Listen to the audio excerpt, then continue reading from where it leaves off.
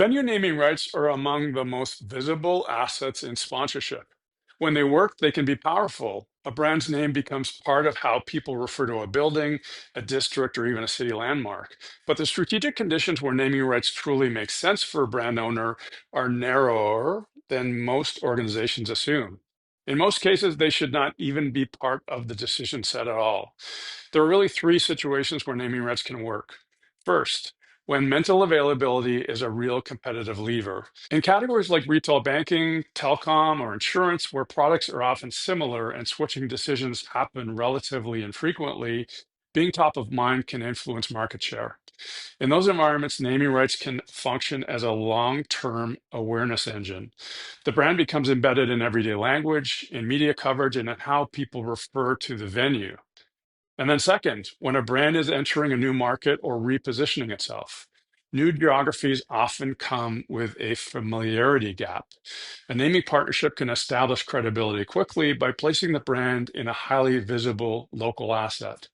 For example, when BMO expanded its US presence after acquiring Bank of the West, its naming partnership with BMO Stadium in Los Angeles provided an immediate high visibility platform in one of its key growth markets. Third, when the brand is or wants to be a civic anchor.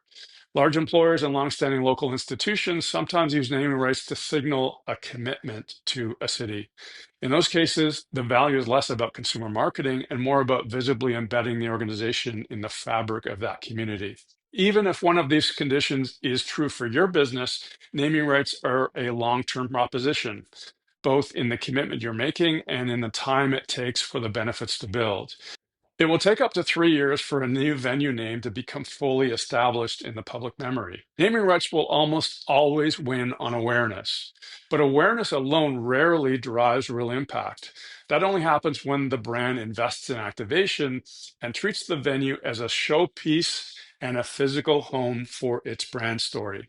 So, the most disciplined approach to naming rights is to start from no. Then allow clear strategic conditions and a credible activation plan to pull the decision towards yes. And it's relatively rare for venue naming rights to truly make sense. If you're a brand owner and considering a naming rights deal as part of your portfolio design, well, we can help you navigate that. Let's connect.